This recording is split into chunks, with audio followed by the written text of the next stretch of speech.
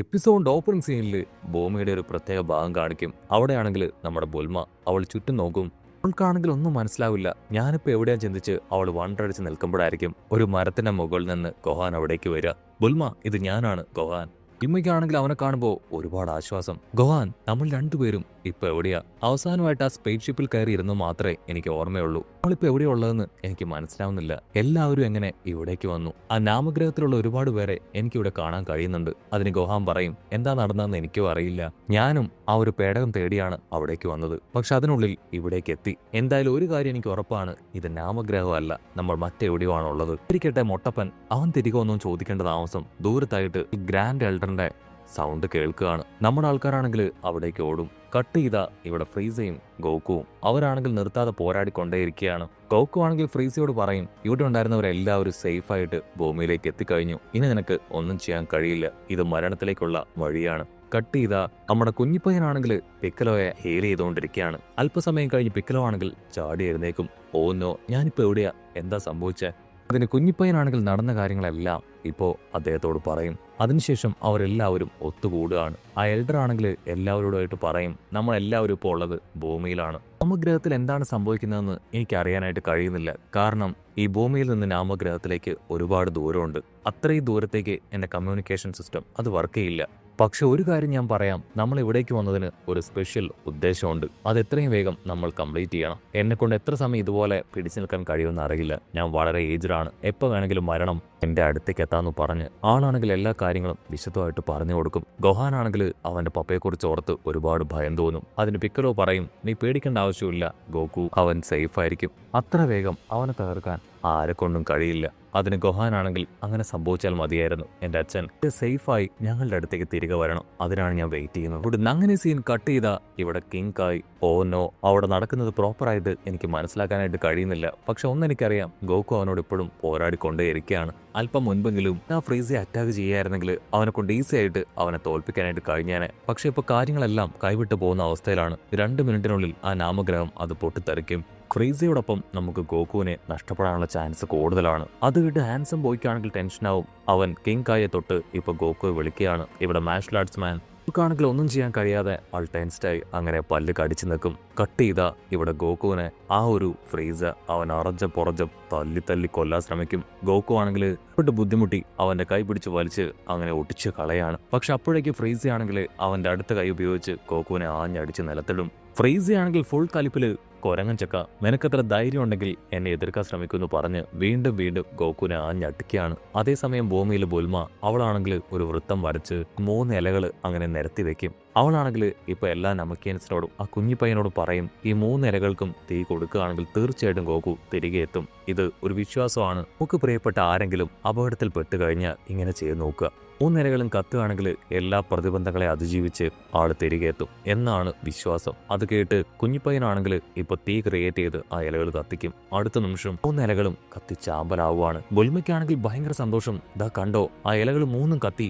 So ഉറപ്പായിട്ടും നമ്മുടെ Goku തിരികെ വരും. ഗോഹാനാണെങ്കിൽ ദേഷ്യപ്പെടും. ഉള്ള അന്ധവിശ്വാസങ്ങളിലൊന്നും ഞാൻ വിശ്വസിക്കുന്നില്ല. എനിക്ക് ഉറപ്പുണ്ട് അവനെ തോൽപ്പിച്ച എന്റെ അച്ഛൻ അദ്ദേഹം തിരികെ വരുമെന്ന്. കട്ട് ചെയ്ത ഇവിടെ ഫ്രീസി ആണെങ്കിൽ ഗോക്കുവിനെ അറഞ്ഞ് തല്ലി ഇങ്ങനെ അവനെ മട്ടക്ക് ലോക്ക് ചെയ്യും. ഗോക്കുവിനാണെങ്കിൽ ഒന്ന് ശ്വാസം വിടാൻ പോലും കഴിയുന്നില്ല. പക്ഷെ ഗോക്കു വിട്ടുകൊടുക്കാതെ അവന്റെ കൈ വെച്ച് കുത്തി അങ്ങനെ ദൂരേക്ക് മാറ്റുകയാണ്. ഫ്രീസി ആണെങ്കിൽ വിട്ടുകൊടുക്കാതെ വീണ്ടും ചാടി വന്ന് അവനെ ആഞ്ഞടിക്കും. ആ അടിയിൽ ഗോക്കു താഴേക്ക് വീഴും.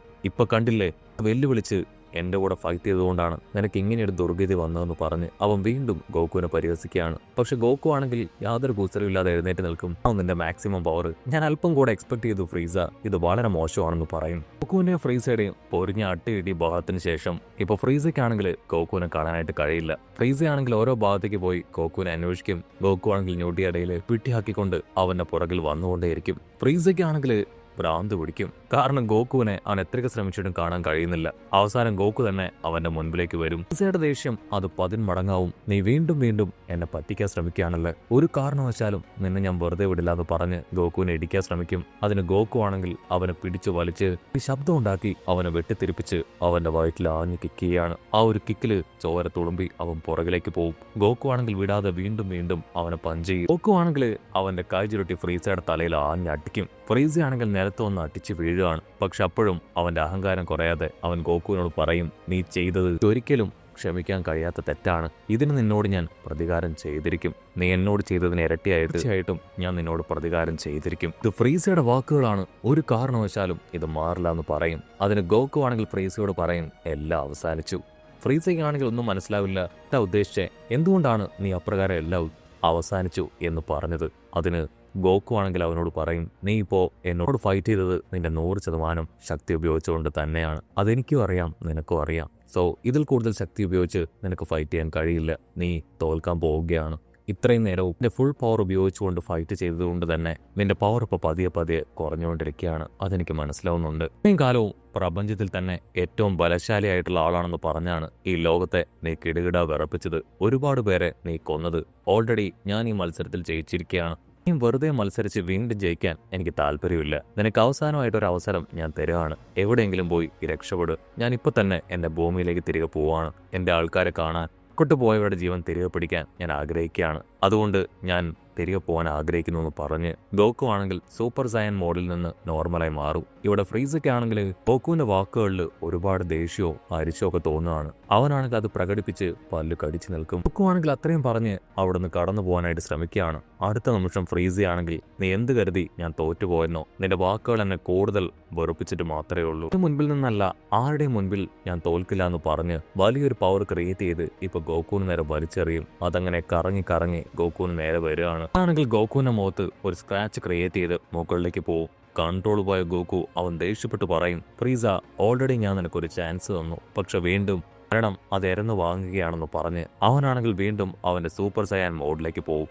ആ ഒരു വലിയ പവർ അത് ഗോക്കുവിന്റെ പിന്നാലെ വരികയാണ്. ഓരോ ഭാഗത്തേക്ക് മാറി മാറി ആ പവറിനെ ഡൈവേർട്ട് ചെയ്ത് ഇപ്പോൾ ഫ്രീസയുടെ നേർക്ക് തന്നെ വരും. ഫ്രീസയ്ക്കാണെങ്കിൽ കാര്യം പിടികിട്ടും. ഓ, നീ എന്റെ പവർ ഉപയോഗിച്ച് എന്നെ തന്നെ നശിപ്പിക്കാൻ ശ്രമിക്കുകയാണോ? ഇതൊരു മണ്ടൻ ഐഡിയ ആണെന്ന് പറഞ്ഞ് പവറിനെ ഡൈവേർട്ട് ചെയ്ത് ഗോക്കുവിന് നേരെ വിടുകയാണ്. പവറാണെങ്കിൽ ഗോക്കുവിനെ ഭേദിച്ച് കടന്നു പോകും. ഗോക്കുവിന്റെ കഥ കഴിഞ്ഞെന്ന് പറഞ്ഞ് അവനിങ്ങനെ ഹായ് ആയിട്ട് നിൽക്കുമ്പോഴായിരിക്കും അവന്റെ തൊട്ടു മുൻപിൽ നമ്മുടെ ഗോക്കു. അവൻ യാതൊരു കുഴപ്പമില്ലാതെ നിൽക്കുക. ഗോക്കു ആണെങ്കിൽ അവനോട് പറയും, നിനക്ക് ഈ മത്സരത്തിൽ ജയിക്കാനാണെങ്കിൽ നീ പുതിയ ടെക്നിക്സ് പഠിച്ചിട്ട് വരുന്നതായിരിക്കും നിനക്ക് നല്ലത്. അപ്പൊ ക്യാമറ അങ്ങനെ സൂം ഔട്ട് ചെയ്ത് ആ നാമഗ്രഹം കാണിക്കും. അതിപ്പോൾ ഓൾമോസ്റ്റ് മുഴുവനായിട്ട് തകർന്നുകൊണ്ടിരിക്കുകയാണ്. ഫുൾ റെഡ് കളറിൽ നിമിഷവും തകരാവുന്ന രീതിയിൽ അതിന്റെ അവസ്ഥ വളരെ മോശമായിരിക്കുകയാണ്. കിങ്കായ് ആണെങ്കിൽ വിളിച്ചു പറയും, ഗോക്കു എത്രയും വേഗം അവന്റെ കഥ കഴിക്ക്.